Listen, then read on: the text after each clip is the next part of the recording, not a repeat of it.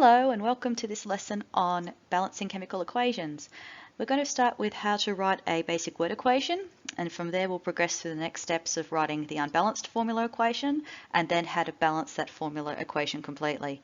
At the end we are going to go through a balancing chemical equations question from our 2015 test, which is probably as tricky a level as you're likely to find in the exam, so if you can do that without any problems you're going to be fine.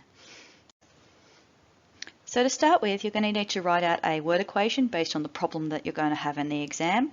The full description written here states that solid lithium oxide reacts with hydrochloric acid to produce aqueous lithium chloride and water. Now, you'll notice that we've given you a few formulas with this question, such as hydrochloric acid and water. We're not expected to know anything like this, nothing with bonding that isn't ionic bonding, nothing that's a gas, nothing that's an acid. We won't expect you to know those off the top of your head. If we don't give you the formula, it's a pretty good guess that you're going to have to come up with it yourself. And these are all going to be ionic compounds, which you should be very good at writing the formulas at by now. If not, watch my video on ionic bonding and ionic compounds, because that will tell you how to balance these formulas.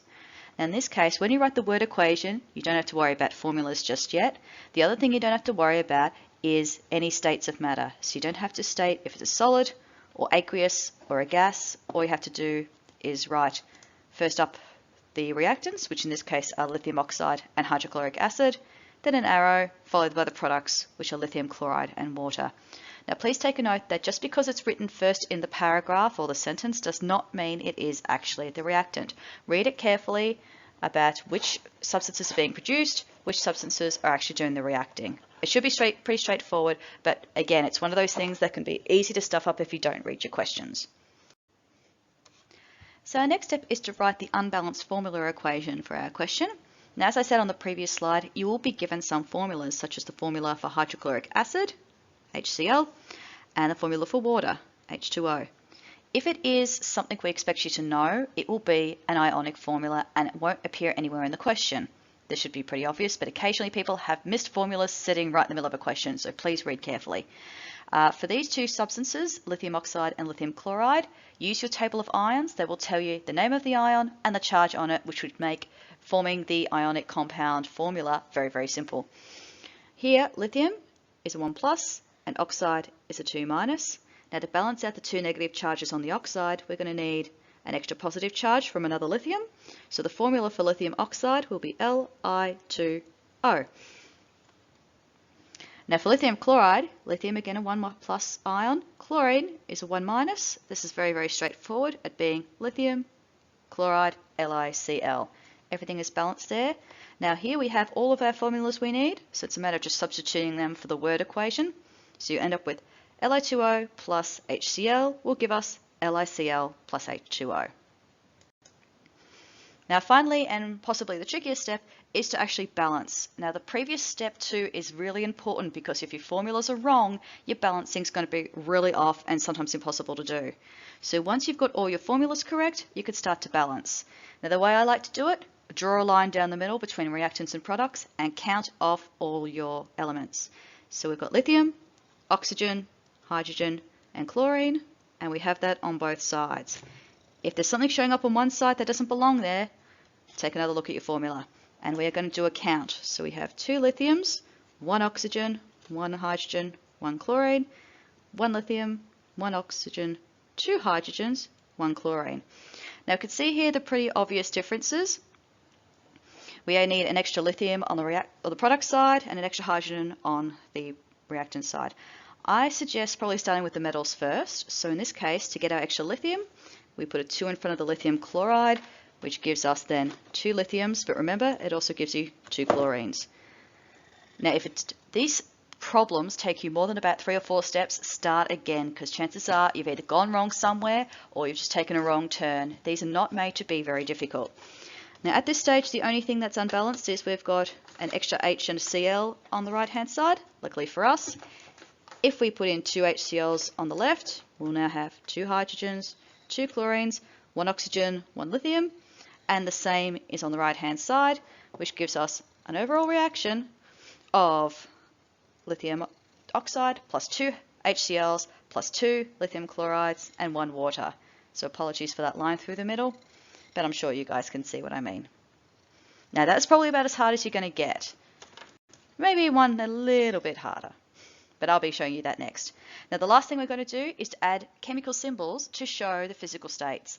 Now you don't have to include physical states until the very last step. Nothing in the word equation and nothing until you're done balancing. Now the clues for this are always in the problem.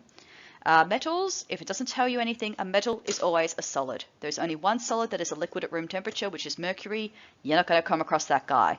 But all your standard metals are going to be solids. Only water is a pure liquid. Everything else, if it's a solution or aqueous, it is considered aqueous, not a liquid. So if it's water, it's also not aqueous. It's like dissolving water in water. It's not going to happen. So make sure aqueous for anything dissolved in water, liquid for water itself. Now anything that is a gas or a vapor, and that includes water that is the product of the combustion reaction, because it does not form liquid water. It has water as a gas, such as when you're burning things. So keep that in mind. In this case, our lithium oxide is a solid. Both our hydrochloric acid and our lithium chloride product are aqueous. And water, as I said before, is said to be in a liquid state.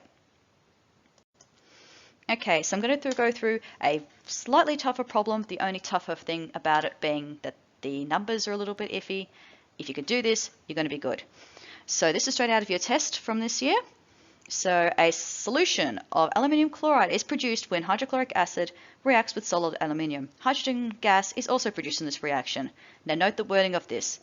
We're going to write the word equation, but note the first thing to be mentioned is aluminium chloride.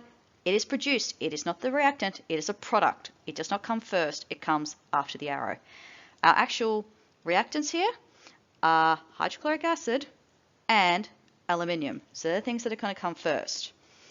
So we're going to start with aluminium and hydrochloric acid, and our product being the aluminium chloride and the hydrogen gas. So this is another case of read carefully.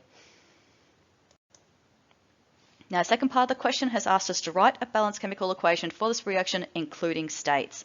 Even though it doesn't specifically say do the unbalanced formula equation first, you're going to have to do it anyway. So I'm going to lead you step by step through that. So here's our word equation. Let's get to our formulas first. So for aluminium, the formula for a straight metal is just that element, not Al2 or Al1 or Al5, just Al, nothing else. That's the same for any metal, whether it be sodium, potassium, calcium, magnesium, whatever it is, just one atom of it. Hydrochloric acid we give you as being HCl.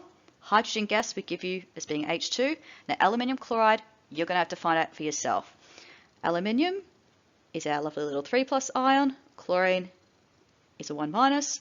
So we're going to need 3 chlorines to balance out the 3 positive charges. So our formula here is going to be AlCl3. So in this case our formula is okay, so the last little bit, just balancing. Now this is the reason it's going to be a little bit tricky, because some of you may note that the hydrogen and the chlorine are in the same molecule on the left, but we somehow need 3 chlorines but only 2 hydrogens. Now we can go at this a couple of different ways. We could try and put a 3 in front of the chlorine, or we could put a 2 in front of the chlorine in the hydrochloric acid. Remember, we can't change the formulas. If you look ahead, you'll think about it, we're going to have to find some sort of common factor between 3 and 2. So you know that the lowest common factor for 3 and 2 is going to be 6. So we're going to need to have 6 of everything. So let's just start our dividing line again, and we'll start with hydrogen, chlorine, aluminium, hydrogen, chlorine, aluminium. We start our count 1, 1, and 1, and the other side is going to have 2, 3, and 1. This is the only thing that makes it tricky. The principles are the same and the steps are the same. It's just a little bit of a pain because of that 3 and that 2. So if we're going to want 6 chlorines and 6 hydrogens, what we're going to do is to get to 6 with the aluminium chloride, we have to put a 2 in front of it. So that will mean we somehow now have 6 chlorines and we have 2 aluminiums. Now to get to 6 hydrogens, we're going to need 3, because multiplied by 2 that gives us 6. So that will now give us the 6 hydrogens we want. Now let's go to the left side. We've got 6 hydrogens and 6 chlorines, so we're going to put a 6 in front of the HCl. Now you notice that that is a pretty quick and easy way to balance out our uneven numbers of chlorines and hydrogens. Again, if you want to do it stepwise, you can do it. If you get mixed up, don't panic. Go back to the start and look for a common factor if you need to. Now, just one more step. We need an extra aluminium on the left, so we're going to put a 2 in front of the aluminium.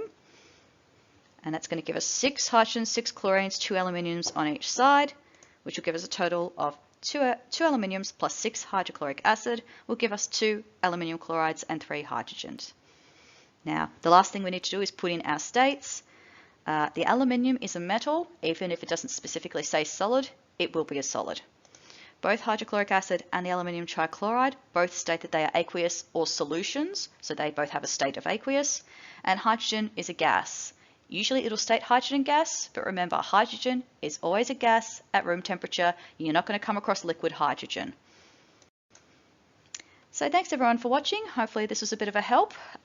Comments in the comments section if you need any further questions answered, and see you in class.